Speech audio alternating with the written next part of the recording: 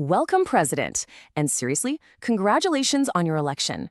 Your term officially kicks off right now, and this briefing, well, it's designed to give you absolutely everything you need to hit the ground running and lead like a pro from day one.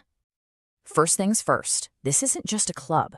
You've been trusted to lead a government.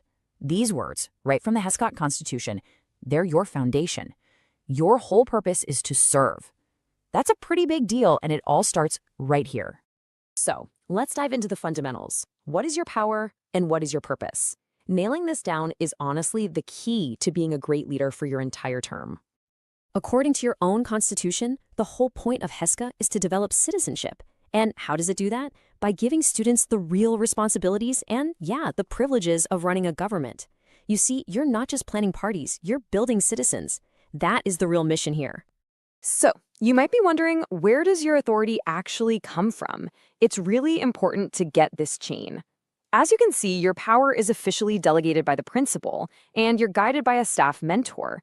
You should think of this as a framework of support that gives everything your government does real weight within the school.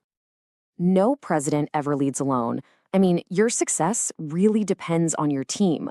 So let's take a quick look at the structure of HESSGA and who you're going to be working with. HESSGA is built on 3 branches that are all connected. You've got the executive, the legislative, and the judicial. Each one has its own job, but as you can see, they all overlap. And guess who's sitting right there in the middle of it all? Yep, that's you, Mr. or Madam President. Now, what's really cool about your position is that you have a foot in 2 of these branches. You're the head of the executive committee, but you're also the speaker of the legislative assembly. This puts you right at the heart of everything, connecting the big ideas with the actual action. It's a huge strategic advantage because it means you're not just carrying out plans, you're shaping the entire conversation from the very start. So what's the real difference here? Well, think of it like this. The executive committee, they're the doers. They're your cabinet, the ones who make things happen. The legislative assembly, on the other hand, they're the debaters. These are the elected class presidents who represent their classmates and vote on issues. And your job? You get to lead them both. Okay, you know your purpose and you know your team. Now let's get into your presidential playbook. Think of this as the how-to guide for your term. We're talking about your specific duties and the rules of the game. Your official job description is all laid out in Article 6. But here's the main takeaway. You are the chief executive. You uphold the Constitution, you run the meetings, you appoint your leaders, and you represent the entire student body. And once a year, you get to deliver the State of the Student Government Address. Pretty cool, right? So you've got your team, you've got your duties, and you're about to have meetings filled with passionate people and tons of big ideas. How do you manage all of that? I mean, how do you make sure that debates actually go somewhere and that every single voice gets heard fairly? The answer is your meeting's operating system, Robert's Rules of Order. Now, don't let that name scare you. It sounds all formal and stuffy, I know. But it's not a complicated rulebook. It's just a simple tool designed to make every meeting efficient, democratic, and fair for everyone. At its heart, the process is super simple. A member just says, "I move that we," and someone else seconds it. You, as the chair, just repeat the motion so everyone's clear. Then the group debates it. Finally, you call for a vote and you announce the result. That's it. It's just a clear, simple process that turns talk into action. All right, we've covered the power, the people, and the playbook. Now for the best part, making your mark. Let's talk about the real, tangible impact you can have on this school.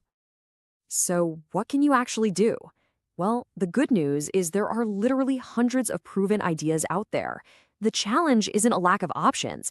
It's figuring out where to focus your energy to get the biggest bang for your buck. Here are just a few to get you thinking. You could focus on building a stronger community. I mean, imagine a community day, something that becomes an annual tradition where students, staff, even parents all get together for a day of service. Cleaning up parks, visiting seniors. It builds school pride and makes the whole neighborhood stronger. Or, hey, maybe you want to boost school spirit. I'll tell you what, nothing gets people more fired up than a students versus faculty competition. It could be anything, basketball, kickball, even a trivia night. It's guaranteed to be a blast, and it just brings everyone together for some friendly fun. You could also be the one who creates brand new traditions. For example, what if you gave seniors their own designated parking spots that they could paint and personalize? It's a simple little privilege, but it's something that makes their last year feel really special. Your impact can also be about the school's culture. A Kindness Rocks project, where students paint rocks with encouraging messages and leave them around campus for people to find.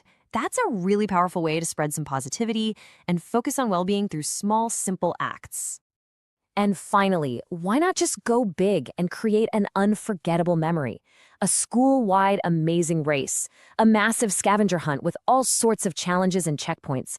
It's a huge event that builds teamwork and creates a ton of excitement around campus.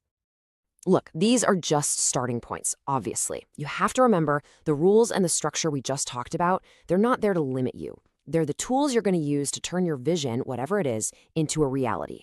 Which brings us to one final thought. Always remember this. You were elected to be more than just a manager. You are a representative for every single student, you're a leader for your government, and you are an agent of positive change for this entire school.